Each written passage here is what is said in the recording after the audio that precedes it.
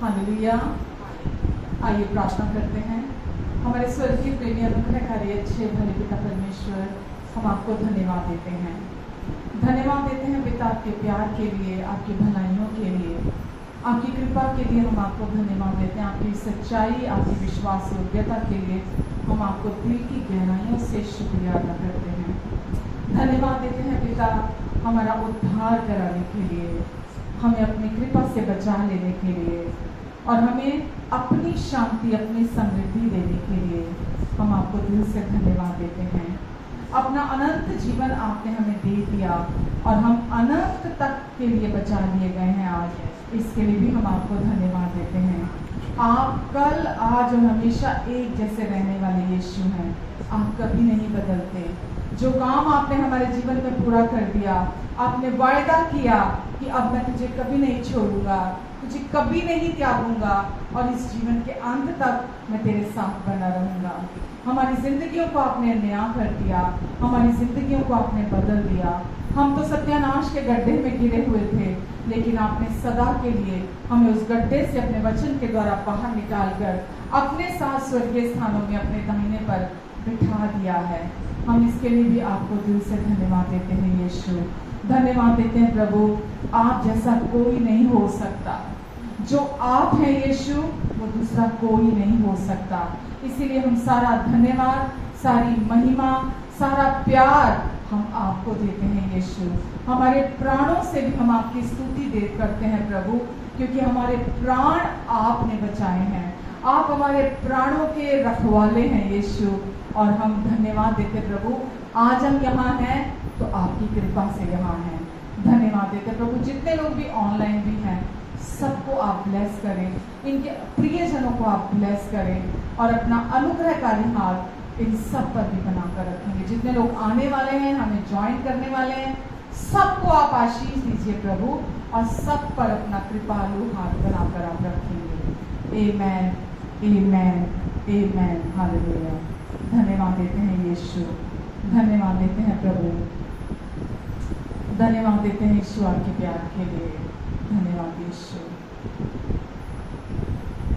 कल आज और हमेशा वो है एक जैसा, कभी ना बदलता यीशु उसका नाम। कल आज और हमेशा वो है एक जैसा, कभी ना बदलता यीशु उसका नाम। यीशु उसका नाम, यीशु उसका नाम, यीशु उसका नाम, यीशु उसका नाम, यीशु उसका नाम, यीशु उसका नाम, यीशु उसका नाम, यीशु उसका नाम। आसमां के नीचे, लोगों के पीछे, मुक्ति का कोई नाम नहीं, यीशु उसका नाम। आसमां के नीचे, लोगों के बीच में, मुक्ति का कोई नाम नहीं, यीशु उसका नाम। यीशु उसका नाम, यीशु उसका नाम, यीशु उसका नाम, यीशु उसका नाम। चंगा करता नाम, जीवन देता नाम, शांति देता नाम, यीशु उसका नाम।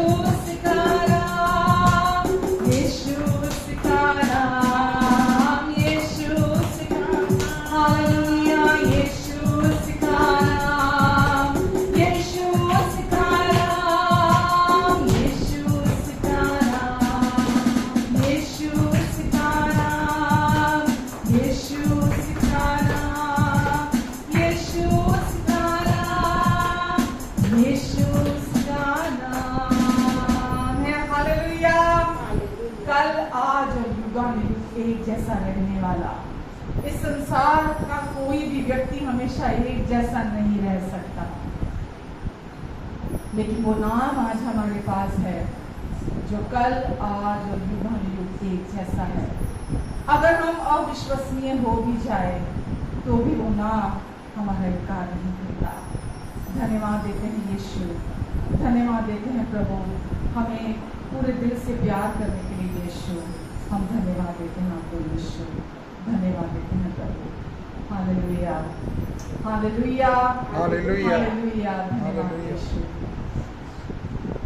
Thank you, Jesus. धन्यवाद प्रभु, धन्यवाद देते हैं यीशु। हालेलुया। यीशु ने बचाया मैनू, यीशु ने बचाया, यीशु ने बचाया मैनू, यीशु ने बचाया। मैं ते दीवाना हो गया, मैं ते दीवाना, मैं ते दीवाना हो गया, मैं ते दीवाना। कहिए यीशु ने बचाया मैनू, यीशु ने बचाया, यीशु ने बचाया मैनू, यीशु ने बचाया। मैं ते दीवाना हो गया, मैं ते दीवाना, मैं ते दीवाना हो गया, मैं ते दीवाना। पाप तो छुड़ाया मैनू, पाप तो छुड़ाया, पाप तो छुड़ाया मैनू, पाप तो छुड़ाया। मैं ते दीवाना हो गया, मैं ते दीवाना, मैं ते दीवाना हो गया, मैं ते दीवाना। ओ यीशु ने बचाया मैनू, यीशु ने बचाया, हो यीशु ने बचाया मैनू, यीशु ने बचाया। पापां दे दलदल विच फसिया सा मैं पापी, नफरतां दी दुनिया विच बणिया सा मैं पापी। हो पापां दी दुनिया विच फसिया सा मैं पापी, नफरतां दी दुनिया विच बणिया सा मैं पापी। प्रेम रोग लाया मैनू, प्रेम रोग लाया, प्रेम रोग लाया मैनू, प्रेम रोग लाया। मैं ते दीवाना हो गया, मैं ते दीवाना, मैं ते दीवाना हो गया, मैं ते दीवाना। ओ यीशु ने बचाया मैनू, यीशु ने बचाया, ओ यीशु ने बचाया मैनू, यीशु ने बचाया, यीशु ने। मैं ते दीवाना हो गया, मैं ते दीवाना, मैं ते दीवाना हो गया, मैं ते दीवाना, मैं ते दीवाना हो गया, मैं ते दीवाना। आमीन। यीशु ने बचाया मैनू, यीशु ने बचाया। पाप तो छुड़ाया मैनू, पाप तो छुड़ाया। नफरत तो छुड़ाया मैनू, नफरत भी दुनिया से छुड़ाया मैनू। यीशु, आपके प्यार के लिए आपको धन्यवाद देते हैं यीशु। हमें बचाने के लिए, हमें छुड़ाने के लिए, हमें नई जिंदगी देने के लिए यीशु, धन्यवाद प्रभु। यीशु तेरे न्याय से जिंदगी बदल गई, भटके हुए राही को राह नहीं मिल रही। यीशु तेरे न्याय से जिंदगी बदल गई, भटके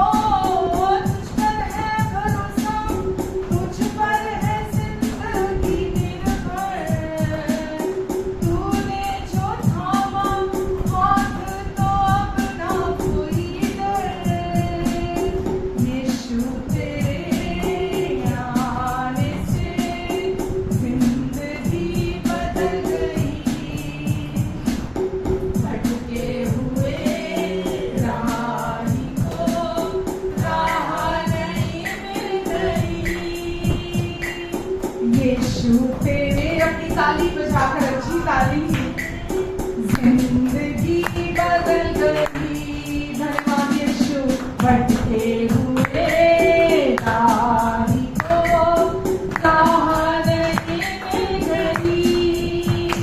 यीशु तू मुझ में ही रहता, कभी ना छोड़े। यीशु तू मुझ में ही रहता, तू मुझे कभी ना छोड़े। यीशु तू मुझ में ही रहता, तू मुझे कभी ना छोड़े। यीशु तू मुझ में ही रहता, तू मुझे कभी ना छोड़े।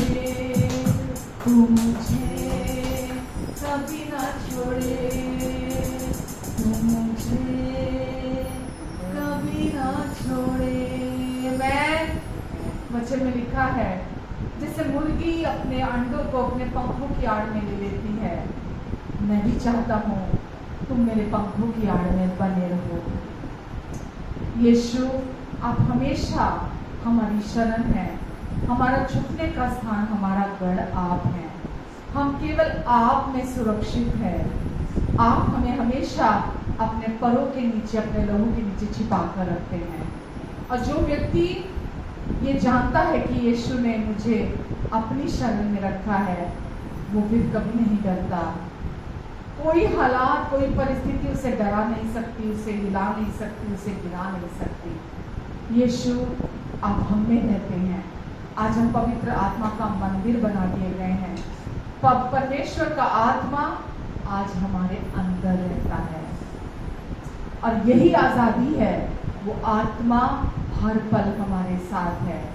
जहाँ प्रभु का आत्मा है, वहाँ आजादी है। आमेन, हालेलुया। हम धन्यवाद देते हैं यीशु, आपको धन्यवाद देते हैं प्रभु, धन्यवाद आपको, धन्यवाद देते हैं, आपकी महिमा करते हैं प्रभु। पूरा समय आपने यहाँ हमारी मदद की है प्रभु। पवित्र आत्मा जी हमेशा हमारी मदद करने के लिए, हमें संभालने के लिए हम आपको धन्यवाद देते हैं प्रभु। आगे के समय के लिए भी हम आपको धन्यवाद देते हैं। आप यहाँ हैं हमारे साथ, अपनी गूढ़ी और ढेर की बातों को हम पर उजागर करने के लिए। प्रभु, यहाँ बैठे हर व्यक्ति के मन को आप अभिषेक करें, इनकी सोचों को आप अभिषेक करें प्रभु, ताकि आज ये आपकी बातों में से रिसीव कर सके, आपकी ताज़ी रोटी में से ये ग्रहण कर सके। प्रभु, आपने कहा मनुष्य केवल रोटी ही से नहीं, वरन परमेश्वर के मुख से निकले हुए हर एक वचन के द्वारा जिंदा रहेगा। प्रभु, आप जीवन की रोटी हैं जो स्वर्ग से उतरी है, और केवल आप हैं जो हमें तृप्त करते हैं। इस संसार की कोई चीज, कोई रिश्ता, कोई मनुष्य हमें तृप्त नहीं कर सकते, हमें संतुष्टि नहीं दे सकते, कोई भी वस्तु भी नहीं, केवल आप, केवल आप। और यीशु, हम आपको धन्यवाद देते हैं। आज भी प्रभु, आप हमें अपने संतुष्ट करने वाली रोटी में से खिलाना चाहते हैं। धन्यवाद देते प्रभु, धन्यवाद। मुझमें से आप अपना मार्ग लीजिए प्रभु, मेरी सोचों को, मेरे विचारों को आप अपनी महिमा के लिए इस्तेमाल करेंगे, और बिना रुकावट यहाँ आज सीधा सीधा आपके हृदय से हर एक के हृदय तक आपके वचन को आप बोलने जा रहे हैं। हम धन्यवाद देते हैं, धन्यवाद। आमेन, आमेन, हालेलुया। कैसे हैं सब? धन्यवाद देते हैं कि हमारे जीवन सच में उन्होंने बदल दिया। अभी असौर में वर्षिप में क्या गाया? यीशु की मुझ में ही रहता, कभी ना छोड़। मैं यीशु मेरे आने से जिंदगी बदल गई, भटके हुए राही को राह नहीं मिलती। आमेन। और ये हमारी जिंदगी की सच्चाई है कि यीशु ने अपना जीवन देके हमारी जिंदगियों को नया कर दिया, बदल दिया। आमेन। पर हम हर दिन हम लगातार परमेश्वर के वचन की सच्चाइयों को, क्योंकि इस दुनिया में इतनी खबरें हैं, इस दुनिया में इतना ज्ञान है कि और ऑलरेडी पहले से हम बहुत भरे हुए हैं, और परमेश्वर चाहते हैं हम लगातार परमेश्वर के वचन को सुने, क्योंकि अगर कोई सच्चाई है तो वो यीशु में है। यीशु के बाहर सच्चाई नहीं है, क्योंकि जैसा हम वचन में बहुत बार पढ़ चुके हैं कि व्यवस्था तो मूसा के द्वारा दी गई, लेकिन अनुग्रह और सच्चाई एक वचन है। अनुग्रह और सच्चाई यीशु के द्वारा हम तक पहुंचे हैं। आमेन। हम तक पहुंची है, तो ये एक वचन है। तो यीशु में ही सच्चाई है, और परमेश्वर चाहते हैं हम निरंतर, हम लगातार, हम परमेश्वर के वचन की सच्चाइयों को, जो इतिहास में उन्होंने किया, क्योंकि सबसे पहले आप इतिहास में जो किया है परमेश्वर ने, पहले आप उसको जानते हैं। उसके बाद वो जब आप जानते हैं और उसको समझते हैं, अंडरस्टैंड करते हैं, विश्वास के साथ ग्रहण करते हैं, फिर आगे जो परमेश्वर आपके लिए करते हैं आप उसको अपने जीवन में ग्रहण करते हैं। आमेन। तो आज भी मुझे पता नहीं था कि हैप्पी वैली मेरा वचन है, तो मुझे हस्बैंड ने बोला कि नहीं, आपको वचन देना है। तो मैं भी सीख कर रही थी परमेश्वर को कि परमेश्वर आप क्या चाहते हो।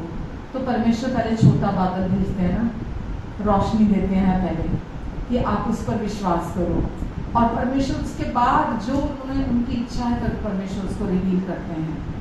तो आप हम सब जानते हैं इस दुनिया में बहुत सारे धर्म हैं, है ना, बहुत सारे धर्म है इस दुनिया में, और बहुत सारी जगहों पर लोग विश्वास करते हैं, और कोई किसी तरह से कुछ विश्वास करते हैं। मतलब हर जगह पर अलग अलग बातें बताई जाती हैं, सिखाई जाती हैं। हम ये भी जानते हैं कि किसी भी रिलीजन में बुरी बातें नहीं सिखाई जाती हैं। किसी भी रिलीजन को मान लो या किसी भी जगह आप विश्वास कर लो, बुरी बातें नहीं सिखाई जाती हैं, सब जगह पर अच्छी बातें सिखाई जाती हैं। तो फिर क्या फर्क है यीशु में और दूसरी जगह में, जहां भी हम जो दूसरे लोग विश्वास करते हैं? हमें केवल यीशु ही क्यों चाहिए जब दूसरी जगहों पर भी अच्छी बात बताई जा रही है, अच्छी बातें, तो फिर हमें यीशु की ही क्यों जरूरत है?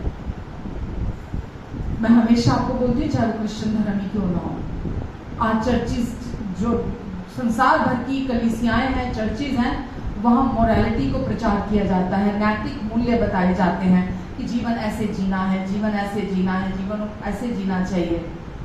तो मैं उसकी भी बात कर रही हूँ। तो क्या चीज है जो हमें जानने की जरूरत होती है, जिस सच्चाई की मैं बात कर रही हूँ, कि क्योंकि वो सच्चाई ही हमारे जीवन को बदलती है। आज आप देखो, जहां पर ज्यादा एम्फसाइज चिन्ह और चमत्कारों पे किया जा रहा है, मैं उसके अगेंस्ट नहीं हूं, इस बात को समझ लेना। चिन्ह और चमत्कारों के जहां पर वचन से ज्यादा चिन्ह और चमत्कारों पर जोर डाला जाता है, आज वहां भीड़ की भीड़ जा रही है, ठीक है, और बहुत लोग वहां चंगाई पाकर घरों को वापस चले जाते हैं। कहीं उनको लगता है इलाज नहीं हो रहा, तकलीफ है, बीमारी है, ये है, वो है, और वो इलाज करा के ठीक चंगे भले होकर वो वापस अपने अपने घरों को लौट जाते हैं। फिर कभी बीमार होते हैं, फिर वो आते हैं, या उनके फैमिली में कोई बीमार होता है तो उनको लगता है वहां जाओ, वहां पर ठीक हो जाओगे आप। लेकिन सच को कोई जानना नहीं चाहता, कोई सच्चाई को के पीछे नहीं है। लोगों को भी मैं गलत नहीं ठहराऊंगी, जब तक कोई सुसमाचार बताएगा नहीं, किसी को क्या पता कि क्या क्या जानना है, मुझे क्या सच्चाई जाननी है। तो मैं उसी के विषय में बात कर रही हूँ कि आपको और मुझे, हमें ना तो कोई धर्म चाहिए, ना कोई मानवीय गुरु चाहिए, है ना, कि वो हमें पार लगा देगा। इंसान के रूप में कोई गुरु चाहिए, है ना, कि जो हमें पार लगाएगा, या जो हमारा मोक्ष करा देगा, हमारा उद्धार करा देगा। तो हमें ना तो कोई धर्म चाहिए, ना हमें अच्छे काम चाहिए, भले भले काम चाहिए उद्धार के लिए, और ना हमें कोई इंसान चाहिए, कोई मनुष्य चाहिए जो हमारा उद्धार करा दे। हम सच्चाई को जानते हैं और सच्चाई हमें आजाद कर देती है। हम सच्चाई को जानते हैं और सच्चाई को जानने के द्वारा बाइबल में लिखा है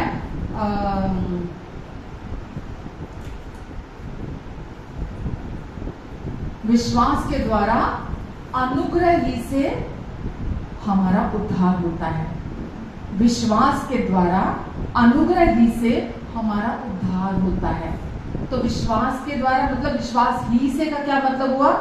जो कुछ इतिहास में जो सच्चाई जो यीशु के द्वारा परमेश्वर ने आपके लिए और मेरे लिए किया है, जब आप उसको अपने जीवन में सुनते हो, ग्रहण करते हो, तो आपको आपके संपूर्ण पापों की माफी मिल जाती है। ये सबसे बड़ा कार्य है जो परमेश्वर ने मानव जाति के कंट्रीब्यूशन के बिना कर दिया है।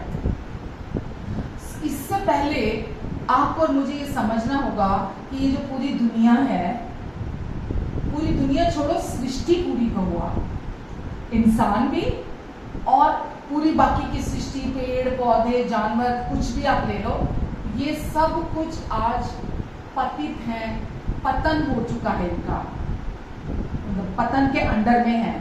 जबकि यीशु ने आकर इन्हें आजाद कर दिया है, कीमत पूरी चुका दी है, लेकिन फिर भी आज पूरी दुनिया फॉलन वर्ल्ड बोलते हैं, सैड फॉलन वर्ल्ड, है ना, उदास ये जो विश्व है, जो संसार है, ये पूरा उदास और पतित संसार है ये।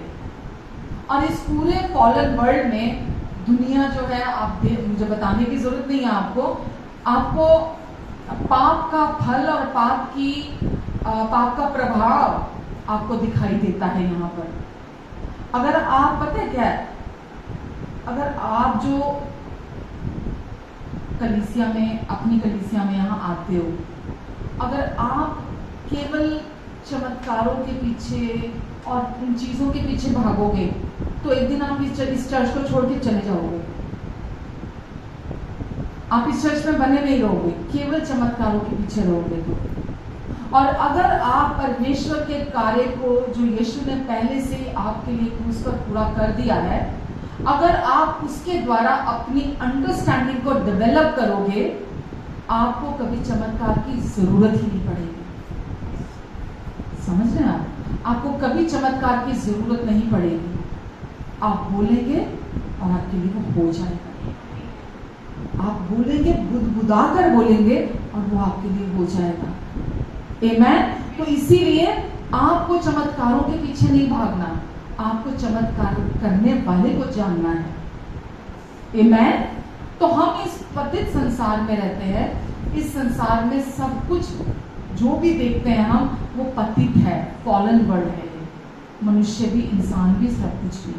और उसका प्रभाव वो हम पतित कैसे बोलते हैं? हम सब जानते हैं, जब परमेश्वर ने पहले इंसान को बनाया था, शैतान जो कि धूर्त कनिंग है, उसने क्या किया था? उसने आदम के थ्रू पूरी मानव जाति का पतन किया। उसने आदम की सोचों को, आदम के विचारों को अपने अनुसार चलाने के द्वारा उसने पूरी मानव जाति के ऊपर अपना शासन स्टार्ट किया। जबकि बाइबल हमें बताती है कि परमेश्वर ने जब इंसान को बनाया तो अपने स्वरूप और अपनी समानता में बनाया, अपनी ज़ोए लाइफ आदम के अंदर डाली, अपनी श्वास को आदम के अंदर डाला और वो जीवित प्राणी बन गया। हाँ, और अपने जैसा परमेश्वर ने उसे बनाया। और जब उसे बनाया तो परमेश्वर ने उसे शासन करने के लिए बनाया। कहिए, शासन करने के लिए बनाया, शासन करने के लिए बनाया। ठीक है। और परमेश्वर की बोली हुई हर एक ब्लेसिंग परमेश्वर ने मतलब उसके ऊपर बोली, ताकि वो हमेशा आशीषों में चले, वो हमेशा परमेश्वर की भलाइयों को देखे। लेकिन आप और हम जानते हैं कि आदम और हव्वा ने अदन की वाटिका में परमेश्वर का कहना ना मानने के द्वारा जो पाप किया, राइट, वो जो पहले से थे, जो परमेश्वर ने पहले से बना दिया था, परमेश्वर के साथ उनका रिश्ता था, परमेश्वर उनके साथ बातचीत किया करते थे, परमेश्वर की ब्लेसिंग्स को वो एंजॉय कर रहे थे, परमेश्वर ने उनसे कुछ भी रख नहीं छोड़ा था, केवल एक वृक्ष जो कि भले और बुरे के ज्ञान का वृक्ष था, जिसकी इंसान को जरूरत नहीं थी, क्योंकि परमेश्वर के का आत्मा हमारे लिए जरूरी था, जो हमें गाइड करे, जो हमें लीड करे। हमें जरूरत नहीं थी भले और बुरे के ज्ञान के वृक्ष में से खाने की, लेकिन आदम ने, सबसे पहले उसकी पत्नी ने, फिर आदम ने, दोनों ने उस वृक्ष के फल में से खाया, और जैसे उन्होंने खाया, हम सब जानते हैं कि उनका पतन हो गया। पतन होगा का क्या मतलब है? वो सबसे ऊंची क्रिएशन थी, वो सबसे ऊंचे स्थान पर रखे गए थे, परमेश्वर ने सबसे ऊंचा बनाया था। अपने बाद अगर किसी को रखा था परमेश्वर ने, तो आपको और मुझे, इंसान को रखा था, क्योंकि आदम और हव्वा हमारे आदि माता पिता हैं और हम उनके वंशज हैं, ठीक है। तो परमेश्वर ने जब हमें बनाया था, तो हमें सबसे ऊंचे पर रहने के लिए बनाया था, लेकिन शैतान का कहना मानने के कारण क्या हुआ? आदम का पतन हो गया, और उसका ही पतन नहीं हुआ, बल्कि पूरी सृष्टि का पतन हो गया। पूरी सृष्टि पाप के प्रभाव में आ गई, पूरी सृष्टि में श्राप काम करने लग गए, पूरी सृष्टि में, अगर आज आप दुनिया में लोगों को देखेंगे, पाप का प्रभाव, जब मैं कह रही पूरी सृष्टि में आ गया, तो आज पाप का प्रभाव मतलब बीमारियां देखो आप, लोगों के जीवन में डिप्रेशन देखो आप, कलह कलेश, लड़ाइयाँ झगड़े देखो आप, बंजर जमीनें देखो आप, भूमि जहाँ फसल होती ही नहीं, ऐसी भूमि है जहाँ फसल नहीं होती। पाप इतना बढ़ गया कि वहां पर भूमि ने फसल देनी भी बंद कर दी। आप देखो युद्ध कितने हो रहे हैं, लड़ाइयां कितनी हो रही हैं, आपसे नहीं, जब से पतन हुआ आदम का, तब से लड़ाइयां, युद्ध, ये सब कुछ तब से चल रहा है।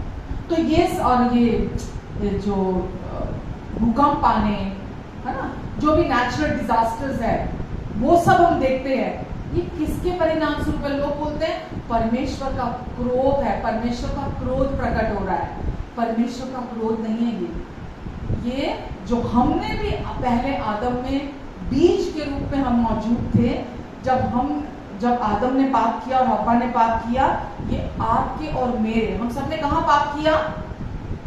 आदम और हव्वा में पाप किया, क्योंकि हम बीज के रूप में उनमें मौजूद थे। तो जब हम उनमें मौजूद थे और उन्होंने जब पाप किया, तो हमने भी पाप किया। तो आज हम जब दुनिया में ये नेचुरल डिजास्टर देख रहे हैं, युद्ध देख रहे हैं, लड़ाइयां देख रहे हैं, बुरे हाल, इंसान को देख के राजी नहीं है ना, क्रोध है, नफरत है, कलह कलेश है, परिवार एक मन नहीं है, माँ बाप बच्चों के खिलाफ हैं, बच्चे माँ बाप के खिलाफ हैं, भाई बहन के खिलाफ है, बहन भाई के खिलाफ है, भाई भाई के खिलाफ है। ये सब कुछ कहाँ से आया? जब हम बोलते हैं फॉलन वर्ल्ड, जब हम बोलते हैं पतित संसार, तो ये सब उस पाप का प्रभाव है जो पहले आदम और हव्वा के परिणाम स्वरूप आया। तो आज किसी के भी जीवन में जो भी समस्याएं हैं, जो भी प्रॉब्लम वो फेस कर रहे हैं, जो दिल टूटने की समस्या है, दिल में दर्द होने की समस्या है, जो अपने दर्द देते हैं, जो अपने दिल तोड़ते हैं, ये सब कुछ किस वजह से है? लोग इसके हमें दिखाई दे रहे हैं, इसलिए लोगों को जिम्मेवार मानते हैं, लेकिन इस सब कुछ के पीछे किसका हाथ है? शैतान ने वो चाल चली थी, आदम और हव्वा को बहकाया था, उसके बहकावे में आने के कारण जो उन्होंने फल खाया था, उस फल को खाने से पूरा संसार पतन के अधीन आ गया था। आप समझ रहे हैं? तो आज आप अपने चारों तरफ जो देख रहे हैं, परमेश्वर का हाथ नहीं है इसमें से किसी भी चीज के पीछे।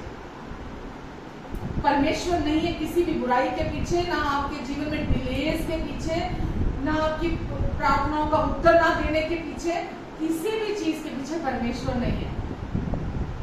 जो भी आप एक्सीडेंट देखते हैं, जो भी आप मौतें देखते हैं, परमेश्वर नहीं है उसके पीछे। इन सब के पीछे उस आदम से चले आ रहे पाप का प्रभाव है जो वहां हुआ था, और उसका प्रभाव आज भी पूरी मानव जाति में चल रहा है। लेकिन वचन हमें बताता है कि जो कोई यीशु मसीह पर विश्वास करता है, जो कोई प्रभु यीशु मसीह पर विश्वास करता है, वो अनंत जीवन को प्राप्त करता है।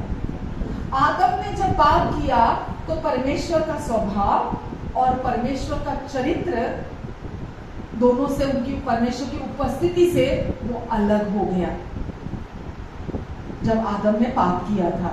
लेकिन जब यीशु आए, यीशु ने आकर आपके लिए और मेरे लिए क्रूस पर उस कार्य को पूरा किया, तो परमेश्वर का चरित्र, परमेश्वर का स्वभाव और जो कुछ भी परमेश्वर से था वो हमारे जीवन में उन्होंने रिस्टोर कर दिया। इससे पहले कि हम परमेश्वर की छवि को दूसरों को बताएं कि परमेश्वर कितने अच्छे परमेश्वर हैं, यीशु ने पहले हमारे दिल के अंदर उस छवि को स्पष्ट किया, साफ किया।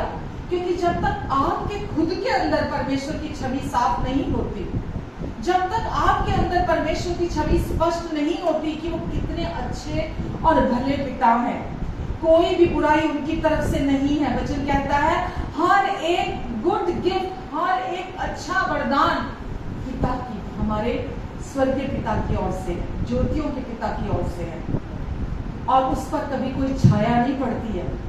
जब परमेश्वर आपको ब्लेस करते हैं ना, उसमें दुख नहीं मिलाते हैं, वो छीनते नहीं है आपसे। तो परमेश्वर अच्छे और भले पिता हैं। आपके अंदर पहले वो छवि उन्होंने रिस्टोर करी, पहले आप उनको जानते हैं, वो कितने अच्छे, कितने प्रेमी।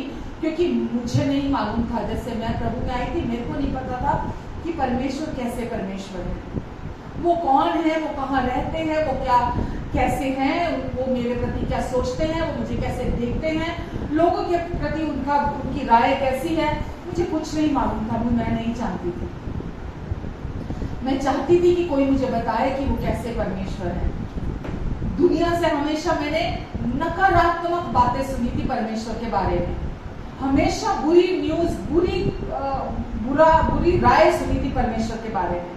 लेकिन जब मैंने खुद से वचन पढ़ना शुरू किया तो मुझे भी पता चला कि वो कितना प्यार करने वाले परमेश्वर है, वो कितने अच्छे परमेश्वर हैं। वचन में लिखा है कि जिसने अपने इकलौते पुत्र को भी अपने लिए नहीं रखा, इससे अच्छा कोई क्या हो सकता है, मुझे बताइए। जिसने अपने इकलौते बेटे को भी अपने लिए नहीं रखा, हमारे लिए दे दिया। दोगे आप अपना बेटा? कोई देना चाहेगा? कि कोई मांग रहा है कि दे दे अपना बेटा, मेरा बेटा डाकू है, जेल में है, तो उसको छुड़ाना है मुझे, मेरी जगह में अपने बेटे को भेज दे ताकि तेरे बेटे को जेल हो जाए, मेरा बेटा जो डाकू है वो बाहर आ जाए। कोई बोलेगा कि चल ठीक है, मैं अपने बेटे को देता हूँ, तेरा बेटा डाकू है, बाहर आ जाए। बुरे से बुरे लोग, कोई भी इंसान था, यीशु ने उसके लिए अपनी जान दी। आमेन। यीशु का आने का मकसद क्या था? क्या मकसद था? यीशु क्यों आए थे इस दुनिया में, इस धरती पर?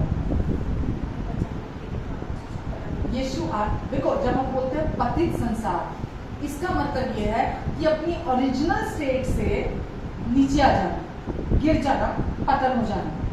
जो ओरिजिनल जगह थी हमारी, आपकी और मेरी जो ओरिजिनल जगह थी, उससे नीचे गिर जाना।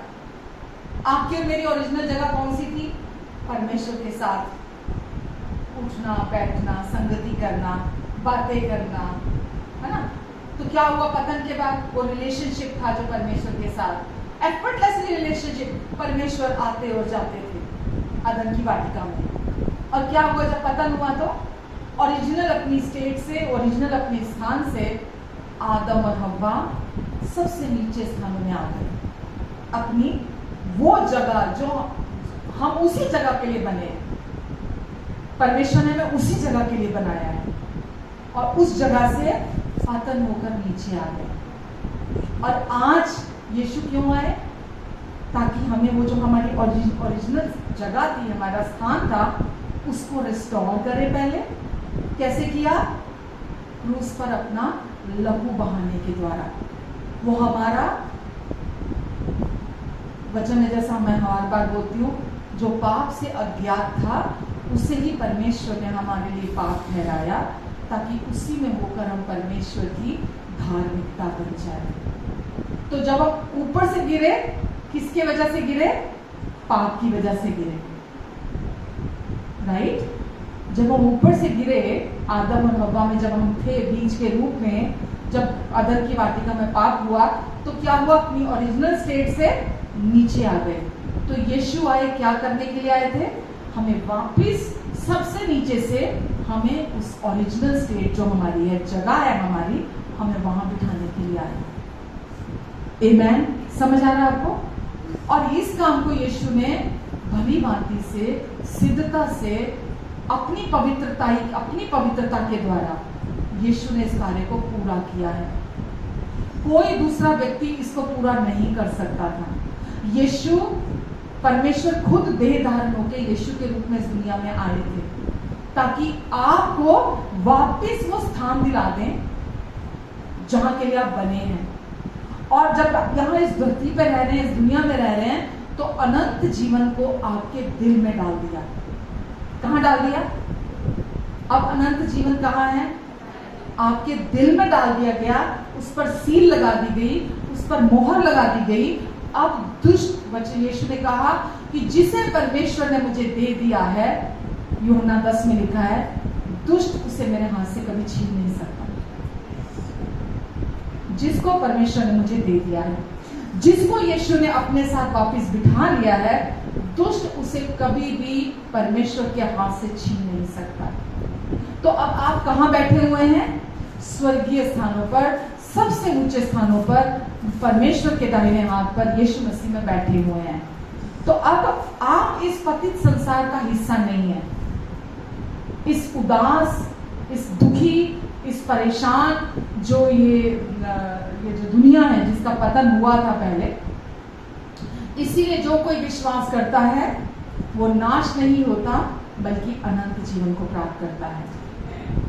कोई भी सिचुएशन हो, जब आप ये जानते हैं कि अब मैं मसीह में आने से पहले मेरी जगह क्या थी, मसीह में आने के बाद परमेश्वर ने मुझे मेरे जीवन में क्या कर दिया है, कोई भी सिचुएशन, कोई भी हालात, कोई भी परिस्थिति आपको हिला नहीं सकती, आपके जीवन को गिरा नहीं सकती, आपको तोड़ नहीं सकती।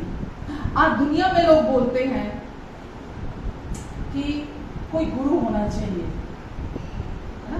कोई गुरु होना चाहिए जो हमें इस दुनिया में रहते हुए भी सिखाए, और जब हम मरते हैं तो भी वो हमारे साथ हो। मुझे ये बात को समझना बड़ा मुश्किल है, इस बात को, कि कोई व्यक्ति जब, और कहते हैं वो जीवित होना चाहिए, जो गुरु है दुनिया में लोग बोलते हैं वो जीवित होना चाहिए। हर एक की अलग अलग फिलॉसफी है ना?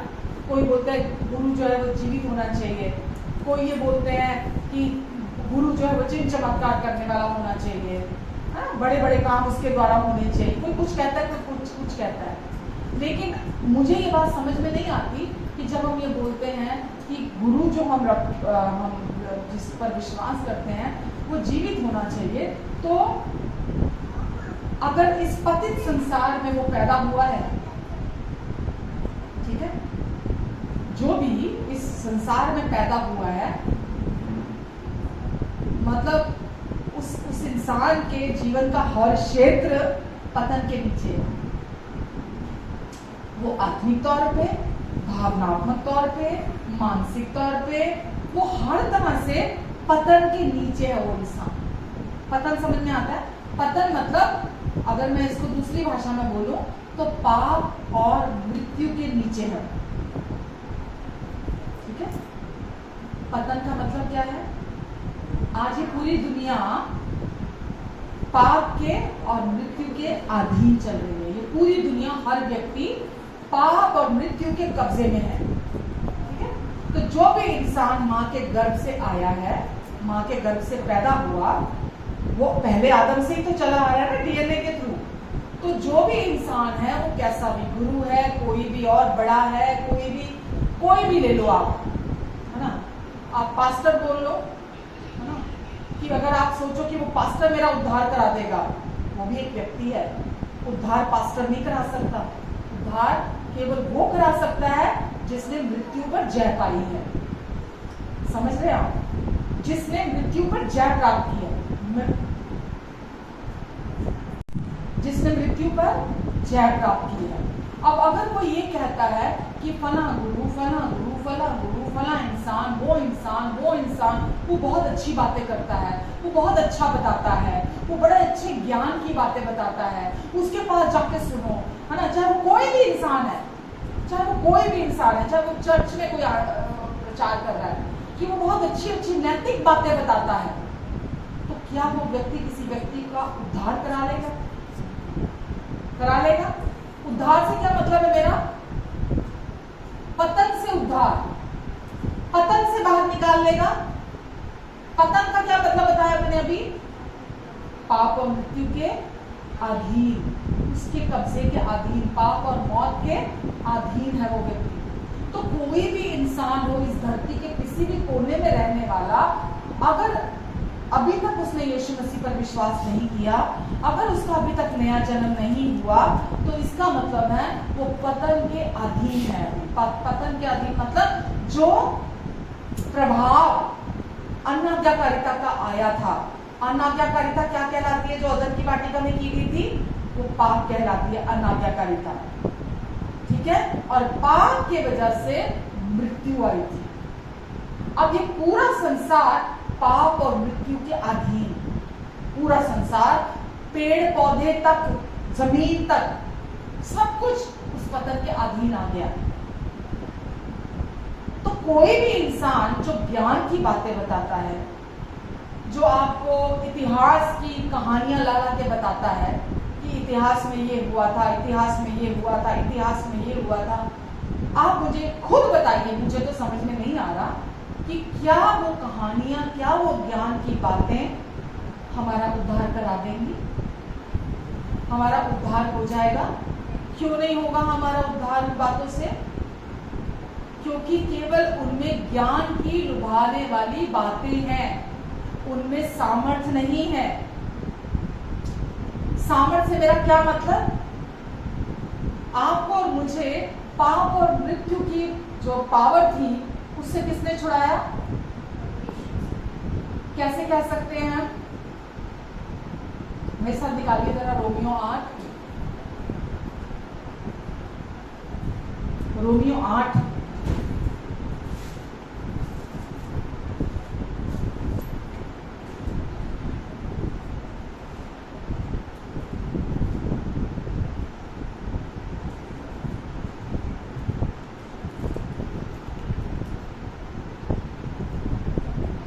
पहले एक बार 6 पढ़ते हैं। रोमियो 6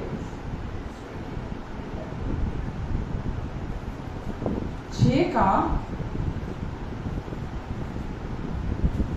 ये क्यों जरूरी है मालूम है? समझना 6 का 4 से पढ़ रही हूं, आपको ये पता चले वो जो पतित मनुष्य था, जो पतित प्रतिभा थी, राइट? आप अपने आप को वहां रख सकते हो। उसके साथ क्या हुआ फिर? जो आदम से चली आ रही थी, है ना, तो उसके साथ क्या हुआ? यहां लिखा है 6 के 4 में, अतः उस मृत्यु का बपतिस्मा पाने से हम उसके साथ गाड़े गए। वो पतित मनुष्य, वो पतित प्रतिभा का क्या हुआ? गाड़े गए, ताकि जैसे मसीह पिता की महिमा के द्वारा मरे हुओं में से जिलाया गया। किसके? पिता की महिमा के द्वारा मरे हुओं में से जिलाया गया, वैसे ही हम भी नए जीवन की चाल चलें। तो ये परमेश्वर क्या बोल रहे हैं? अब ये सच जान लो और वो पुरानी चाल मत चलो कि अभी भी तुम वो पुराने इंसान हो। अब वो पुराने इंसान नहीं हो जो पहले आदम से था। अब तुम नई सृष्टि हो और ये जानते हुए हर दिन चलो अपने जीवन के अंदर कि अब आप पापी नहीं हो, पाप और मृत्यु के अधीन नहीं हो, अब आप इस पतित संसार का हिस्सा नहीं हो, अब आप परमेश्वर की संतान हो, परमेश्वर के पुत्र और पुत्रियां हो। लिखा है आगे 6 में पढ़ रही हूं मैं, हम जानते हैं कि हमारा पुराना मनुष्यत्व उसके साथ क्रूस पर चढ़ाया गया। क्या हुआ उस पतित इंसान के साथ? वो क्रूस पर चढ़ाया गया। आप और मैं कहाँ थे जब यीशु क्रूस पर थे? हम भी यीशु के साथ क्रूस पर चढ़ाए गए। आमेन। ताकि क्या हो, पाप का शरीर व्यर्थ हो जाए, ताकि पाप का शरीर व्यर्थ हो जाए और हम आगे को पाप के दासत्व में, गुलामी में ना रहे, पाप की गुलामी में। क्योंकि जो मर गया वही पाप से छूटकर धर्मी ठहरा। क्योंकि जो मर गया वही पाप से छूटकर धर्मी ठहरा। इसलिए यदि हम मसीह के साथ मर गए तो हमारा विश्वास ये है कि उसके साथ जिएंगे भी, क्योंकि यह जानते हैं कि मसीह मरे हुओं में से जी उठकर फिर मरने का नहीं है। आमेन। मसीह मरे हुओं में से जी उठकर फिर से जैसे यीशु मरने का नहीं है और उस पर मृत्यु की प्रभुता नहीं होगी यीशु पर, क्योंकि वह जो मर गया तो पाप के लिए कितनी बार मर गया? एक ही बार मर गया। परंतु जो जीवित है वो परमेश्वर के लिए जीवित है। आमेन। आगे क्या लिखा है? ऐसे ही, बिल्कुल ऐसे ही तुम भी अपने आप को पाप के लिए तो मरा, परंतु परमेश्वर के लिए मसीह यीशु में जीवित समझो। आमेन। अपने आप को, क्योंकि जो यीशु के साथ हुआ वो आपके साथ भी हुआ। आपने यीशु के साथ क्रूस पर परमेश्वर ने आपको एक किया, आप मारे गए, उसके साथ गाड़े गए, यीशु के साथ जी उठे, और जैसे यीशु उठाए गए आप भी उठाए गए। जैसे यीशु बिठाए गए जयवंत होकर, आपको परमेश्वर ने बोला तुम जयवंत से बढ़कर हो। आमेन। और इस समय भी आप कहां बैठे हुए हो? परमेश्वर पिता के दाहिने स्वर्गीय स्थानों पर बैठे हुए हो। अब आप इस पतित संसार का हिस्सा नहीं हो। जो दुनिया के लोगों के साथ होता है वो आपके साथ नहीं होगा। जो लोगों के साथ होता है वो आपके साथ नहीं होगा। आप समझ रहे हैं? आप अगर इस सच्चाई के साथ राजी होते हैं तो ही आप यीशु के पूरा हुए कार्य के फल को अपने जीवन में देखते हैं।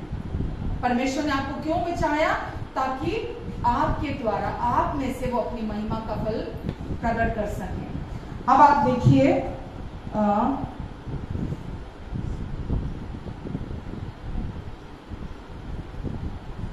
7:4, वैसे ही हे मेरे भाइयों, तुम भी मसीह की देह के द्वारा व्यवस्था के लिए मरे हुए बन गए कि उस दूसरे के हो जाओ जो मरे हुओं में से जी उठा, ताकि हम परमेश्वर के लिए फल लाएं। क्योंकि जब हम शारीरिक थे तो पापों की अभिलाषाएं जो व्यवस्था के द्वारा थी, क्या करती थी? वो पापों की अभिलाषाएं मृत्यु का फल उत्पन्न करने के लिए हमारे अंगों में काम करती थी। परंतु जिसके बंधन में हम थे उसके लिए मरकर अब व्यवस्था से ऐसे छूट गए कि लेख की पुरानी रीति पर नहीं वरन आत्मा की नई रीति पर सेवा करते हैं। आमेन। तो अब आप वो पुराने मनुष्य नहीं हो जो पतन का हिस्सा था,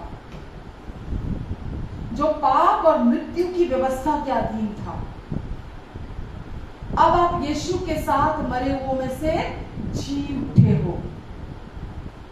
मैंने आपको कई बारी पहले बताया कि जैसे एरोप्लेन होता है, राइट?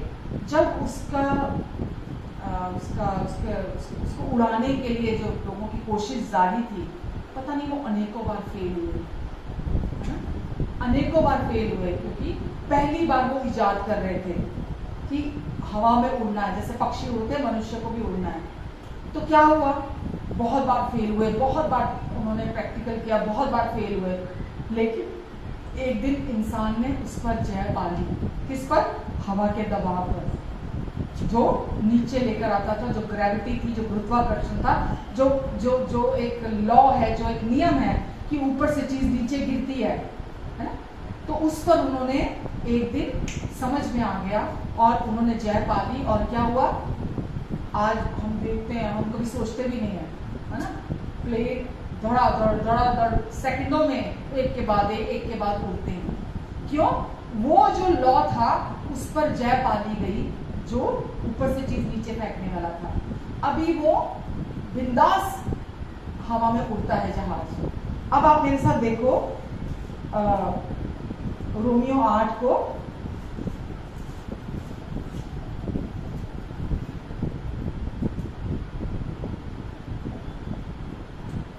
क्या लिखा है यहाँ? अतः अब जो मसीह यीशु में हैं उन पर दंड की आज्ञा नहीं है, क्योंकि वे शरीर के अनुसार नहीं वरन आत्मा के अनुसार चलते हैं। यहाँ लोग बोल देते हैं नहीं, जो शरीर के अनुसार चलते हैं ना वो नहीं, उन पर दंड की आज्ञा नहीं है। जो गलतियां करते हैं, जो ये करते हैं, जो वो करते हैं, जो फेल हो जाते हैं, उन पर दंड की आज्ञा है। आज मैं आपसे पूछूं कि क्या आज परमेश्वर का आत्मा आपके अंदर रहता है? क्या आप पवित्र आत्मा का मंदिर हैं? तो ये वचन आपके लिए है। आमेन। परमेश्वर का आत्मा आपके अंदर रहता है और आप परमेश्वर के आत्मा के चलाए से चलते हो। तो क्या लिखा है? अतः अब जो मसीह यीशु में उन पर दंड की आज्ञा नहीं, क्योंकि वे शरीर के अनुसार नहीं वरन आत्मा के अनुसार। क्योंकि अब हम शरीर नहीं है, हमारा पुराना शरीर, पुराना मनुष्यत्व क्रूस पर कीलों से जड़ दिया गया है। आमेन, आमेन। अभी हमने क्या पढ़ा? हम यीशु, हमारा पुराना मनुष्यत्व क्रूस पर यीशु के साथ मर गया। अब हम एक आत्मा है, हमारे पास एक शरीर है, हमारे पास एक मन है। अब हम शरीर नहीं है, अब हम एक आत्मा है। अब अगर आज हम गलती करते हैं, जैसा मैं एग्जांपल ये ऑनलाइन बहुत बार मैंने सुना, मुझे बहुत अच्छा लगता है कि जब किसी के शरीर में लकड़ी घुस जाती है, उसको बोलते हैं लकड़ी का फांस घुस गया, कहीं झुक जाता है ना, लकड़ी चली जाती है, तो आप उस इंसान को लकड़ी बनाने लगते हैं। लकड़ी लकड़ी लकड़ी लकड़ी बोलने लगते हैं, उसको बोलते हैं क्या? नहीं बोलते ना। उस इंसान के शरीर में लकड़ी आ गई है, आप उसको निकाल देते हैं। ठीक है? ऐसे ही एक नया जन्म पाया हुआ विश्वासी है, जब वो गलती करता है, जब वो पाप करता है, वो पापी नहीं बन जाता। समझ रहे हैं?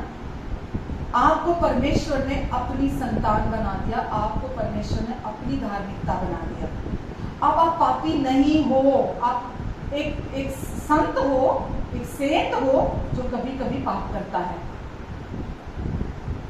क्योंकि अब आप आत्मा हो और आत्मा पाप नहीं कर सकती। समझ रहे हो? आत्मा पाप नहीं कर सकती है। तो आपको जो नई बादशाह में परमेश्वर ने आपको बना दिया, जब तक आपको अपने बारे में ये मालूम ही नहीं होगा, तो आप अपने शरीर के अनुसार ही जीते रहोगे, शरीर के अनुसार ही अपने आप को देखते रहोगे, शरीर के अनुसार ही चलते रहोगे आप। आमेन। आगे क्या लिखा है? पढ़िए। 8 का 2 पढ़ रही हूं। क्योंकि जीवन की आत्मा की व्यवस्था ने, किसने? जीवन के आत्मा की व्यवस्था ने मुझे पाप की और मृत्यु की व्यवस्था से स्वतंत्र कर दिया। आमेन। पाप और मृत्यु की व्यवस्था से, जो जैसा मैंने बोला ग्रेविटी का एक नियम है और प्लेन उड़ने का एक है, तो क्या हुआ? प्लेन उड़ने की पावर ने ग्रेविटी के नियम के ऊपर पावर ले ली। तो आपके साथ भी क्या हुआ? आज भी इस दुनिया में पाप और मृत्यु का की जो पावर है, उसका जो प्रभाव है इस दुनिया में है। लेकिन बाइबल हमें बोल रही है जीवन के आत्मा की व्यवस्था ने जो हमारे अंदर डाली गई है, जीवन का आत्मा, जो पवित्र आत्मा हमारे अंदर दिया गया है, उसके द्वारा, जीवन के आत्मा के द्वारा हमने पाप और मृत्यु आज आपके लिए नहीं है। परमेश्वर का वचन मृत्यु को शत्रु कहता है। परमेश्वर का वचन मृत्यु को शत्रु कहता है, दुश्मन कहता है। परमेश्वर मृत्यु को, मतलब उनकी योजना नहीं थी जब उन्होंने आपको और मुझे बनाया था, इंसान के लिए परमेश्वर की योजना में मृत्यु शामिल नहीं थी कि इसको एक दिन मरना भी पड़ेगा। नहीं थी परमेश्वर की योजना में मृत्यु। मृत्यु पाप के कारण आई, श्राप पाप के कारण आए, बीमारियां पाप के कारण आए, आंसू, पीड़ा, दुख, दर्द, तकलीफ, बीमारियां, कमी घटी, श्राप, नकारात्मक सोचें, नकारात्मक हालात, ये सब कुछ पाप के परिणाम स्वरूप उस वो जो आदम ने किया था। पतन का जो पतन जब हम बोलते हैं तो दुनिया में आप इस प्रभाव को देखते हैं। तो आपको और मुझे कोई गुरु नहीं चाहिए, कोई टीचर नहीं चाहिए जो हमें ज्ञान दे, मुझे क्या करना है, मुझे क्या नहीं करना, मुझे क्या करना है, मुझे क्या नहीं करना। आपको नहीं चाहिए कोई गुरु, कोई टीचर नहीं चाहिए आपको जो आपको राइट एंड रॉन्ग बताए। आपको सच्चाई जाननी है। ऐतिहासिक सच क्या है? अगर कोई व्यक्ति आदम के जो अदन की वाटिका में जो पाप हुआ था, अगर वो उसको विश्वास नहीं करता तो वो कभी भी आजाद नहीं हो सकता। पहले जो आदम में पाप हुआ, पहले वो उसको जानता है और उस पर विश्वास करता है कि हाँ ऐसा हुआ था। आदम और हव्वा के कारण पतन हुआ, पूरे मानव जाति का, पूरी सृष्टि का, हर एक चीज का पतन हुआ और पाप ने मृत्यु, अभी तक भी पाप मृत्यु फैलाते हुए राज कर रही है। आप क्रोध देख रहे हो लोगों में, इतना भयंकर है, मिनट में कुछ का कुछ कर देते हैं, है ना। लोग मतलब नीचे गिरते चले जा रहे हैं, गिरते चले जा रहे हैं, गिरते चले जा रहे हैं दिन प्रतिदिन। हम पाप का प्रभाव पड़ते हुए देख रहे हैं इस दुनिया में। समझ आ रहा है आपको? तो प्रभु यीशु मसीह के बारे में लिखा है, क्योंकि अब जो मसीह में है, आप हैं मसीह में, अब जो मसीह में है उन पर कोई दंड आज्ञा नहीं है। दंड आज्ञा नहीं है का ऑपोजिट क्या हुआ? अब वो परमेश्वर के ब्लेसिंग्स के नीचे हैं, अब वो परमेश्वर के फेवर के नीचे हैं, ठीक है। अब वो परमेश्वर की कृपा के नीचे हैं हमेशा के लिए। आगे आगे जो बढ़ा, क्योंकि जीवन की आत्मा की व्यवस्था ने, ये हमने नहीं किया, हमारे अच्छे कर्मों ने नहीं किया, हमारी कोशिशों से नहीं हुआ। कोई भी व्यक्ति अपने भले कामों से, अपनी अच्छी कोशिशों से, या बड़े से बड़े जाके किसी तीर्थ स्थान में जाकर, या बड़े से बड़े किसी चर्च में जाकर, या बड़े से बड़े किसी व्यक्ति के अंडर में जाकर, या पोप के अंडर में जाकर, कि मैं उस पोप की शरण ले लेता हूँ, मैं उस आर्च बिशप की शरण ले लेता हूँ, मैं उस बिशप की शरण ले लेता हूँ, मैं उस बड़ी चर्च में चला जाता हूँ, मैं उस पास्टर के बड़ा करीब हो जाता हूँ। पाप और मृत्यु की व्यवस्था से छूट नहीं सकते, क्योंकि ये वो लॉ है जो इस्टेब्लिश हुआ है, जिसको कोई इंसान की सामर्थ, कोई इंसान की पावर, कोई दुनिया का पैसा इसको ओवरकम नहीं कर सकता।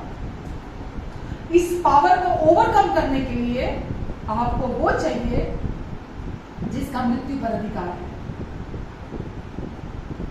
जो मृत्यु पर विजय पा सकता है। और दुनिया में कोई ऐसा नहीं है। लोग आज सोचते हैं, मतलब जिसको आप मानते हो, जिसको आप विश्वास करते हो, है ना, अगर वो खुद ही जिंदा नहीं रहा तो आपको क्या बचाएगा? तो केवल एक ही मीडियोकर है, बाइबल कहती है। आकाश के नीचे और मनुष्यों के बीच में केवल एक ही नाम है जिस नाम से उद्धार हो सकता है। स्वर्ग के नीचे और मनुष्यों के बीच में केवल एक ही नाम है जिस नाम से इंसान का उद्धार हो सकता है। और मैं बहुत बार बता चुकी हूँ, उद्धार केवल मरने के बाद के फायदे नहीं है कि मरेंगे एक दिन, मरने के बाद हमें स्वर्ग में जाकर ये फायदे मिलने वाले हैं। उद्धार का मतलब है जीते जी स्वर्गीय जीवन को अपने जीवन में अनुभव करना, परमेश्वर की शांति को, परमेश्वर के आनंद को, परमेश्वर के साथ रिलेशनशिप को, स्वर्गदूतों की सेवा को, अपने जीवन में समृद्धि को, अपने जीवन में चंगाई को, अपने जीवन में संपूर्णता को, इन सब चीजों को अपने जीवन में प्रतिदिन अनुभव करना। लेकिन जब तक आप सच्चाई को नहीं जानते होंगे, आप यहाँ वहां सुनकर अपने कान देते हैं और आप पीछे हो लेते हैं।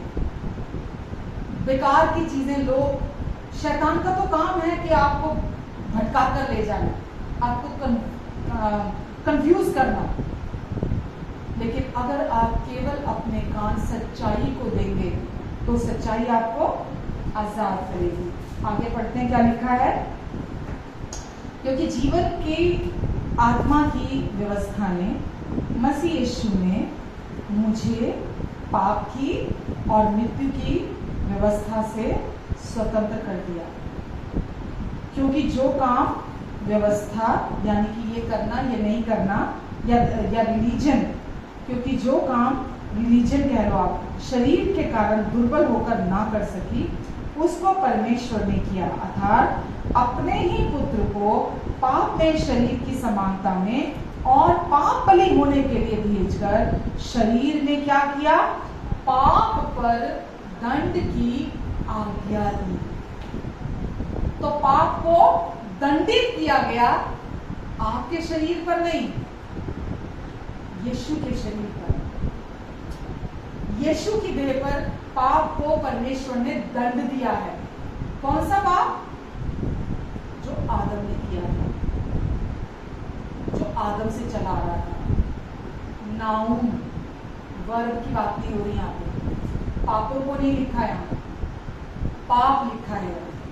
तो आदम ने जो पाप किया था, यीशु की देह पर पाप को दंडित किया गया, क्योंकि कोई भी इंसान अपने पापों की कीमत नहीं चुका सकता था। आज लोग कोशिशें कर रहे हैं परमेश्वर तक पहुंचने की, आज लोग कोशिशें कर रहे हैं परमेश्वर को खुश करने की, आज लोग कोशिशें कर रहे हैं, रोज कर्मकांड कर रहे हैं ताकि परमेश्वर को खुश कर सके, परमेश्वर का प्यार प्राप्त कर सके, ताकि स्वर्ग में परमेश्वर को एंट्री दे सके। तो क्या लिखा है? इंसान के शरीर में वो सामर्थ्य नहीं है कि वो अपने कार्यों के द्वारा स्वर्ग में एंट्री ले सके। कोई भी स्वर्ग नहीं चढ़ सकता था, केवल जो यीशु मसीह पर विश्वास करता है, यीशु में होकर वो स्वर्ग में पहुंच सकता है। क्योंकि आपके पापों का दंड आपको नहीं चुकाना पड़ा, यीशु ने चुकाया है। और आप यीशु के थ्रू, यीशु के द्वारा आप धर्मी बने हैं, शुद्ध किए गए हैं, प्रेम किए गए हैं, स्वीकार किए गए हैं, पवित्र ठहराए गए हैं, सिद्ध बना दिए गए हैं, और यीशु के द्वारा आशीषित और योग्य भी हैं आप। राइट? तो आपने अपने अच्छे कर्मों से कुछ नहीं किया, क्योंकि इंसान अपने कर्मों के द्वारा परमेश्वर से, या यूं कह लीजिए स्वर्ग से कुछ प्राप्त नहीं कर सकता। अगर आप ये सोचें कि मेरे अच्छे कर्म मैं इतने कर लूं, या अच्छा लोगों की गुड बुक्स में रहने के लिए मैं बहुत अच्छे काम कर लूं, तो परमेश्वर से कुछ प्राप्त कर लूंगा, परमेश्वर से कुछ प्राप्त नहीं होगा। जिसने एक बार सच्चाई को अपने अंदर रिसीव कर लिया, वो कभी कमी घटी में रह ही नहीं सकता, उसको कभी हार का मुंह देखना ही नहीं पड़ेगा, कभी उसकी लाइफ में फेलियर नाम एग्जिस्ट ही नहीं करेगा, क्योंकि परमेश्वर कभी फेल नहीं हो सकते। क्योंकि वचन में लिखा है, जो मुझ में रहता है वो बड़ा है उससे जो इस संसार में रहता है। परमेश्वर आपके अंदर रहते हैं, और वो सब कुछ से, हर हालात से, हर परिस्थिति से, हम छोटी छोटी बातों में, नौकरी नहीं मिल रही है, तनख्वाह ऐसी है, घर के खर्चे पूरे नहीं हो रहे, अरे ये डॉक्टर के पैसे, अरे घर का किराया कैसे दूंगा, अरे मेरी लाइफ में ये प्रॉब्लम आ गई, ये सारी चीजें बहुत छोटी हैं, कुछ भी नहीं है परमेश्वर के सामने। परमेश्वर के सामने अगर आप उन सच्चाइयों को अपने अंदर जगह देते हैं, बाहर की सारी चीजों को परमेश्वर संभाल लेते हैं। आपको पहले ये पता होना चाहिए कि इस दुनिया में जो हम गरीबी देख रहे हैं, रिसेशन देख रहे हैं, कमी गति देख रहे हैं, हम लोगों को कर्जों में देख रहे हैं, हम लोगों को उधार पकड़ते हुए देख रहे हैं, हम लोगों को बीमारियों के साथ स्ट्रगल करते हुए देख रहे हैं। आप इस संसार का हिस्सा नहीं हो। जादू टोना, खाया खिलाया, तंत्र मंत्र, ब्लैक मैजिक आप पर नहीं हो सकता, क्योंकि आप एक ऊंची क्रिएशन हो। यानी कि है तो परमेश्वर ने सबको अपने स्वरूप पर समानता में बनाया, बट क्योंकि यहाँ का विश्वास, आपके अंदर का जो गलत विश्वास है, वो गलत जीवन को उत्पन्न करता है। पर परमेश्वर जब अपने विश्वास का आत्मा अंदर देते हैं, हमें नया हृदय देते हैं, हमें नया मन देते हैं, ताकि हम परमेश्वर की अगुवाई में चल सके। हम परमेश्वर की गाइडेंस में चल सकते। वो हृदय वो व्यक्ति दिल से ही परमेश्वर का कहना मानने वाला होता है। क्यों? क्योंकि अब वो उसका पुराना वाला दिल नहीं है, अब परमेश्वर का नया हृदय उसके अंदर है। उसके अंदर सब कुछ नया है, सब कुछ बदल गया और वो परमेश्वर के लीडिंग में ही चलना चाहता है। वो नहीं जाना चाहता संसार के पीछे, वो नहीं विश्वास करता संसार की बातों को लेकर। आमेन। तो आज आप एक नई सृष्टि हैं, पुरानी सारी बातें आपके जीवन में बीत गई हैं, परमेश्वर ने आपके जीवन में सब कुछ को। आगे भी पढ़ती हूँ।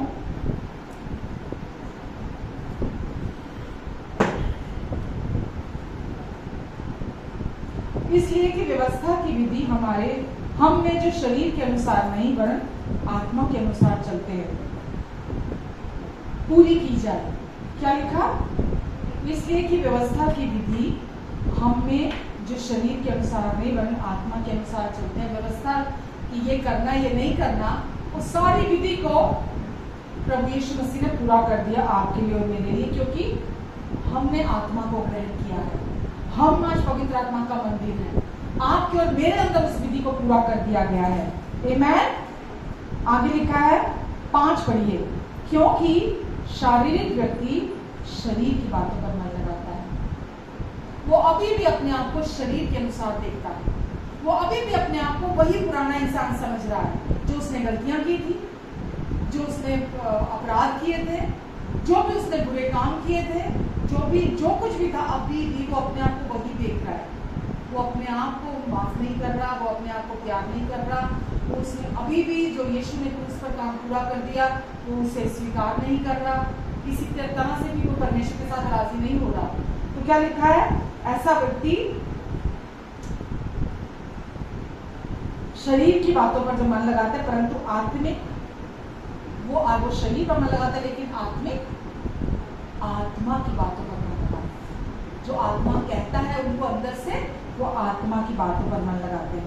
क्योंकि शरीर पर मन लगाना मृत्यु है, परंतु आत्मा पर मन लगाना जीवन और शांति। ऐसा तो नहीं लिखा कि शरीर पर मन लगाना मृत्यु के जैसा है, लिखा है? क्या लिखा है?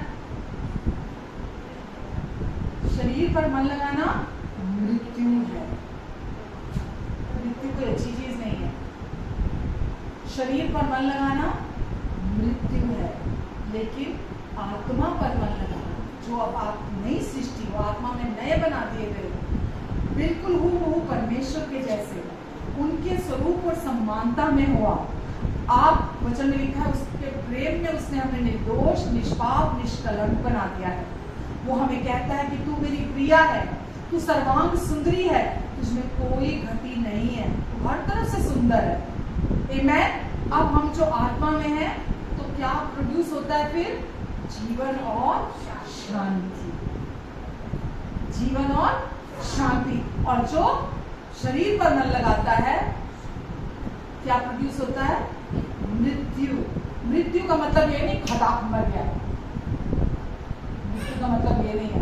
मृत्यु का मतलब क्या है? कि वो व्यक्ति मृत्यु की तरफ जा रहा है, गलत रोड, गलत रास्ता पकड़ लिया उसने, और वो व्यक्ति उस सड़क पर जा रहा है जो अभी भी अपने आप को शरीर के अनुसार देख रहा है। इसलिए हम अपने आप को शरीर के अनुसार नहीं देखते। आज हम आत्मा में जो हमारी नई पहचान है, हम उसमें अपने आप को देखते हैं। अब हम पतन का हिस्सा नहीं है मेरे प्रियो, अब आप पतन का हिस्सा नहीं हो। जो पतन का हिस्सा है वहां उदासी, डिप्रेशन, निराशा। अच्छा, आप ये सोचो कि क्या कोई विश्वासी कमी, घटी, बीमारी, डिप्रेशन, चिंता, डर इसमें रह सकता है? क्यों नहीं रह सकता? आप क्यों नहीं रह सकता? अभी तो मैंने पढ़ा, जो शरीर पर मन लगाता है वो मृत्यु। किसके लिए लिखा है ये? विश्वासी के लिए लिखा है। किसके लिए लिखा है? तो विश्वासी भी श्राप में भी रह सकता है, विश्वासी बीमारी में भी रह सकता है, विश्वासी कमी घटी में भी रह सकता है, विश्वासी कलेशों में भी रह सकता है। किसी भी चीज में जो दुनिया रह रही है विश्वास नहीं रह सकता है जब वो अपने आप को उसका हिस्सा समझने लग जाता है, गलत विश्वास करने लग जाता है। लेकिन कितनी देर लगेगी उसको वहां से बाहर आने में और वापस से परमेश्वर की ब्लेसिंग का हिस्सा बनने में? कितनी देर चाहिए उसको वहां से वहां आने में? जैसे ही मन फिरा, अब वो मन फिराने में 1 सेकंड लगाए, वो मन फिराने में 1 महीना लगाए, वो मन फिराने में 10 साल लगा दे, वो मन फिराने में 20 साल लगा दे, ये उस व्यक्ति पर निर्भर करता है। तो कोई भी व्यक्ति, चाहे वो कोई भी क्यों ना हो, जो गलत विश्वास करता है, गलत विश्वास गलत जीवन को प्रोड्यूस करता है। सही विश्वास सही जीवन को उत्पन्न करता है। इसीलिए आपको और मुझे क्या क्या जानने की जरूरत है? जो सच्चाइयाँ इतिहास की हैं, जो परमेश्वर ने अपने वचन में हमें कही है, ये दादी नानी की कहानियां नहीं है, जो परमेश्वर ने हमें कही है। आप अगर कोई भी बुक इतिहास की इसमें खोलोगे, आपको हर किताब में यीशु मसीह मिलेंगे। उत्पत्ति की पुस्तक निकाल लो, उसमें आपको यीशु मिलेंगे। आप आगे आते चले जाओ, हर किताब, निर्गमन, व्यवस्था, विवरण, यहोशू, आप कोई भी बुक निकाल लो, उसमें आपको प्रभु यीशु मसीह मिलेंगे। आपको यीशु उसमें दिखाई देंगे। तो आज आप और मैं, हम पतन का हिस्सा नहीं है। यीशु आए थे आपको और मुझे उस स्थान से निकालकर, सबसे निचले स्थान से उठाकर, हमें वापस जिस स्थान से हम गिर गए थे आदम और हव्वा के साथ, हम वापस उस स्थान पर, जो हमारी ओरिजिनल स्टेट है, जो हमारी जगह है, कहाँ है? पिता के दाहिने हाथ पर, हमें वहाँ बिठा दिया है। और आज जो कोई भी विश्वास करता है, एक बार एक और आयत निकाल लेते हैं, रोमियो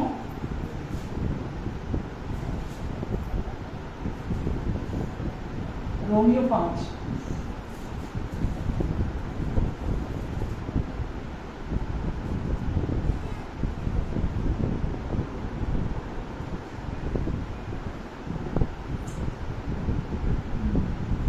से पढ़ लेती हूँ, 5 का 15 से।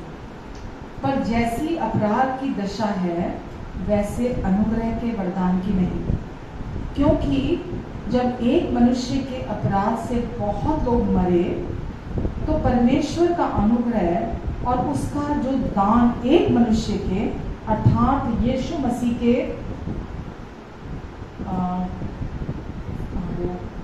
ये दान अर्थात यीशु मसीह के अनुग्रह से हुआ। कैसे हुआ?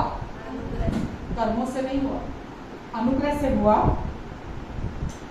बहुत से लोगों पर अवश्य ही अधिकारी से हुआ है, राइट?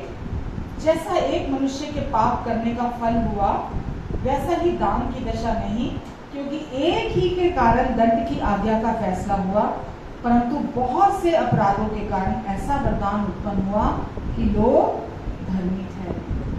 अब इंपॉर्टेंट वर्स है, क्योंकि जब एक मनुष्य के अपराध के कारण मृत्यु ने उस एक ही के द्वारा राज किया। दोबारा पढ़ते हैं इसको, तोड़ तोड़ के समझो इसको। क्योंकि जब एक मनुष्य, यानी कि आदम, पहला आदम, क्योंकि जब एक मनुष्य के अपराध के कारण मृत्यु ने उस एक ही के द्वारा राज किया, मृत्यु ने उस एक ही के द्वारा राज किया, आज तक कर रही है। उस एक ही के अपराध की वजह से, उसके पाप की वजह से मृत्यु ने राज किया, अभी तक कर रही है लोगों के जीवन में। क्या लिखा उसके आगे? तो जो लोग अनुग्रह और धार्मिकता रूपी वरदान बहुतायत से पाते हैं, वे एक मनुष्य के अर्थात यीशु मसीह के द्वारा अवश्य ही अनंत जीवन में राज्य करेंगे। यहाँ अनंत जीवन लिखा है, इंग्लिश के सारे अनुवादों में जीवन लिखा है, अनंत नहीं लिखा हुआ। तो यानी कि इस जीवन में आप राज करने के लिए चुने गए। आमेन। आपको परमेश्वर ने जीवन से बढ़कर ठहरा दिया है। और आप राज करने के लिए चुने गए हो। आपको धरती का नमक कहा गया, आपको इस जगत की ज्योति कहा गया, परमेश्वर ने कहा, ताकि आपके द्वारा लोगों तक सुसमाचार पहुंचे। और वो जो आज सुसाइडल रेट, आपको पता है कितना सुसाइड दुनिया में बढ़ रहा है, कितना लोग आत्महत्या कर रहे हैं आज दुनिया में, क्यों? किसके वजह से? उस पतन की वजह से। उनको सवालों के उत्तर नहीं मिल रहे हैं, उनको डिप्रेशन से बाहर कैसे आना उनको मालूम नहीं है, उनके अंदर वो उथल पुथल, वो तूफान उनके अंदर मचे हुए हैं, उनको मालूम नहीं है कि इन सब चीजों का, इन बातों का सलूशन कहाँ से मिलेगा। लेकिन कोई भी समस्या किसी भी इंसान के जीवन में है, सलूशन यीशु मसीह पर विश्वास करना है।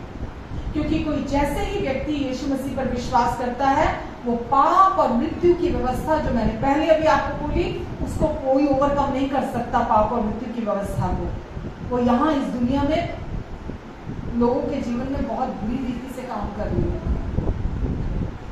तो जब कोई व्यक्ति विश्वास करता है यीशु मसीह पर, वो उससे ऊपर आ जाता है। क्योंकि अंधकार के थॉट्स, नकारात्मक विचार, है ना, मतलब गंदे विचार, दुष्ट का काम क्या है? इस संसार को कौन ऑपरेट कर रहा है? हेलो, दुष्ट ऑपरेट कर रहा है ना इस संसार को। क्योंकि वचन में लिखा है कि वो इस संसार का ईश्वर बने बैठा है नहीं। यीशु ने क्रूस पर शैतान को हरा दिया, उसके पास जो पावर थी सारी छीन ली यीशु ने। उसके पास कोई पावर नहीं है आज आपके जीवन के ऊपर। बट इंसान अज्ञानतावश खुद ही, वो एक स्टोरी कई बार मैंने शेयर की कि एक विशाल हाथी था, सॉरी एक हाथी था, वो बच्चा था। तो अब उसको बचपन से ही जो उसको संभालने वाले, उसको क्या बोलते हैं, हाथी को संभालते हैं, चलो मुझे वर्ड नहीं याद आ रहा। तो वो उसको ना छोटा जब होता है ना, छोटे से उसको एक छोटी सी खूंटी बांध के तो उसको रस्सी से बांध देता है। तो वो जब छोटा होता है वो बड़ी ताकत लगाता है, बड़ी ताकत लगाता है, बड़ी ताकत लगाता है कि मैं अपने आप को छुड़ा लूँ, मैं खोल लूँ अपने आप को। वो रोज कोशिश करता है, वो रोज कोशिश करता है, और कोशिश कर करके वो थक जाता है। उसको फिर एक ही समझ में आ जाती है, मैं नहीं आज़ाद नहीं हो सकता। अब वो बड़ा हो रहा है, बड़ा हो रहा है, बड़ा हो रहा है, बड़ा हो रहा है, बड़ा हो रहा है, बड़ा हो रहा है, बड़ा हो रहा है, एक दिन विशाल हाथी बन गया। मानसिकता वही वाली है। अब वो इतना विशाल हो गया, जो जब वो छोटा था तो इतनी सी खूंटी थी, तो उसके लिए वो बड़ी थी, वो नहीं उखाड़ सकता था। लेकिन अब वो इतना विशाल हो गया, वो तो कुछ भी नहीं है, वो ऐसे ही झटका देगा और वो बाहर आ जाएगी खूंटी। पर क्योंकि मानसिकता अभी भी वही है कि मैं बंधा हुआ हूँ और मैं आज़ाद नहीं हो सकता, तो वो अपने आप को वहीं रखता है। आप समझ रहे हैं? आपको यीशु ने आज़ाद कर दिया है। पाप और मृत्यु से आप आज़ाद हो चुके हो। जैसा एक मनुष्य के अपराध के कारण पाप ने मृत्यु फैलाते हुए राज किया, बिल्कुल वैसा ही हमारे प्रभु यीशु मसीह के द्वारा जो कोई विश्वास करता है, कंटिन्यूस टेंस है, लगातार जो व्यक्ति विश्वास, आज मैं विश्वास करना बंद कर दूं, मैं वापिस सोचो मैं कहाँ आ जाऊंगी? सबसे नीचे। चाहे मैं भले पास्टर हूँ, भले मुझे आए हुए इतने साल हो गया प्रभु में, अगर मैं आज विश्वास करना बंद कर दूं, मैं अपने आप को दूसरी चीजों में उलझा लूं, मैं प्रभु से फोकस हटा दूं अपना, और मैं दूसरी चीजों में चली जाऊं, तो मैं आज मेरे जीवन में क्या होगा? मैं वापस उस गुलामी में चली जाऊंगी। तो बाइबल में लिखा है कि अब तुम धार्मिकता के दास हो। अपने अंगों को मत सौंपो, अपने शरीर के अंगों को वापस मत सौंपो अभी। और इसमें लिखा है 6 में, इसलिए पाप तुम्हारे नश्वर शरीर में राज ना करने पाए कि तुम उसकी लालसाओं के अधीन रहो। 6 के 12 में लिखा है, और ना अपने अंगों को अधर्म के हथियार होने के लिए पाप को सौंपो, पर अपने आप को मरे हुओं में से जी उठा जानकर परमेश्वर को सौंपो, और अपने अंगों को धार्मिकता के हथियार होने के लिए परमेश्वर को सौंप दो। तो क्या होगा? अगली आयत, तब तुम पर पाप की प्रभुता नहीं होगी। तब तुम पर पाप की प्रभुता नहीं होगी, क्योंकि तब तुम पाप के अधीन नहीं, व्यवस्था के अधीन नहीं, शैतान के अधीन नहीं, अनुग्रह के अधीन। तो ये किसके हाथ में है आज?